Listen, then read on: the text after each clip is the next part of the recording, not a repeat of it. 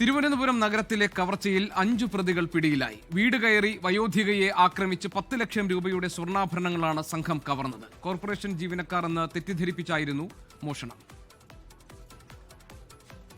ഇന്നലെ രാവിലെ ഏകദേശം 10:40 കൂടി അമ്മ പറഞ്ഞത് ഒരു ആണും ഒരു പെണ്ണും ചേർന്ന് കയറി വന്നു. ഇവരെ തട്ടിമാറ്റി വേറെ 2 പേര് കയറി വന്ന് ഉള്ളിൽ വന്ന് അമ്മയുടെ എന്താ പറയുക കയ്യിൽ നിന്നൊക്കെ വളയുണ്ടായിരുന്നു, കയ്യിൽ നിന്നൊക്കെ വലിച്ചെറിഞ്ഞ് മുഖത്തൊക്കെ അടിച്ച് എന്താ പറയുക സ്വർണ്ണമാലയൊക്കെ ഊരിയിട്ട് കൊണ്ടുവച്ചത്. അമ്മയ്ക്കാണെങ്കിൽ 65 വയസ്സ്. നമുക്കിത് ജീവിതത്തിൽ ഇങ്ങനെ സംഭവിച്ചിട്ടില്ല. ആ സമയത്ത് അമ്മ ഒച്ചമ്പകളൊക്കെ ഉണ്ടാക്കുന്നുണ്ട്. ആ ഷോക്ക് നമ്മ ഇപ്പോഴും മാറിയിട്ടില്ല. വിവരങ്ങളുമായി ഷഫീദ്, ഈ 5 പ്രതികൾ വീട് കയറി വയോധികയെ ആക്രമിച്ച് 10 ലക്ഷം രൂപയുടെ സ്വർണ്ണാഭരണങ്ങൾ കവർന്ന കേസിൽ പിടിയിലായിട്ടുണ്ട്. അവർ വന്നിരിക്കുന്നത് കോർപ്പറേഷൻ ജീവനക്കാരെന്ന് പറഞ്ഞിട്ടൊക്കെയാണ്. ഇപ്പോൾ മകന്റെ ബൈറ്റ് കണ്ടു, മകൻ സംസാരിക്കുന്നത് നമ്മൾ കണ്ടു. ഷഫീദ, എന്താണ് യഥാർത്ഥത്തിൽ സംഭവിച്ചതെന്നാണ് പോലീസ് പറയുന്നത്?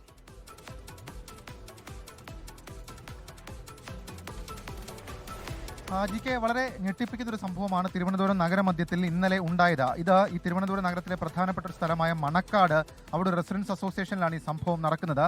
അവിടെ ഈ എയർപോർട്ട് ജീവനക്കാരനായ മകനും അമ്മയുമാണ് ആ അപ്പാർട്ട്മെന്റിന്റെ 5ാം നിലയിൽ താമസിച്ചിരുന്നത്.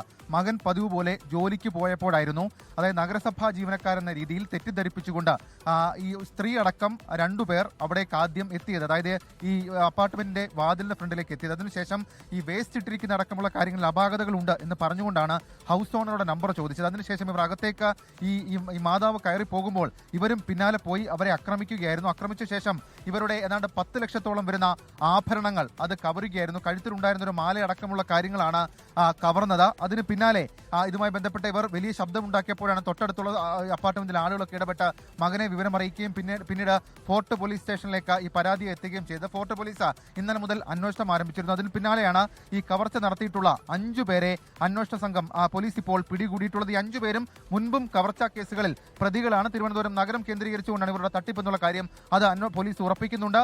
പിടിയിലായിട്ടുള്ള പ്രതികൾ അത് ശരത്ത്, രാജൻ, ഷീബ, ഇവർക്ക് സഹായം ചെയ്ത അൽ അമീൻ എന്ന് പറയപ്പെടുന്ന ഷിബു, റീന എന്നിവരെയാണ് കസ്റ്റഡിയിലെടുത്തുള്ളത്. ഇവരെ ഫോർട്ട് പോലീസ് ചോദ്യം ചെയ്തു വരികയാണ്. ഇവർക്ക് സമാനമായ സ്വഭാവത്തിൽ ഈ തിരുവനന്തപുരം നഗരത്തിൽ ചില കവർച്ചാ ശ്രമങ്ങൾക്ക് ഇവർ ശ്രമിച്ചിരുന്നു എന്നൊക്കെയുള്ള കാര്യങ്ങൾ ഇപ്പോൾ പോലീസിന് വിവരമായി ലഭിച്ചിട്ടുണ്ട്. ജികെ, ലോകത്തെവിടെയായാലും ഏത് സമയത്തും 24 വാർത്തകളും ഓഗ്മെന്റഡ് റിയാലിറ്റി പാക്കേജുകളും എക്സ്പ്ലെയിനറുകളും വിശദമായി കാണാൻ ഞങ്ങളുടെ യൂട്യൂബ് ചാനൽ നിങ്ങൾക്ക് സബ്സ്ക്രൈബ് ചെയ്യാം.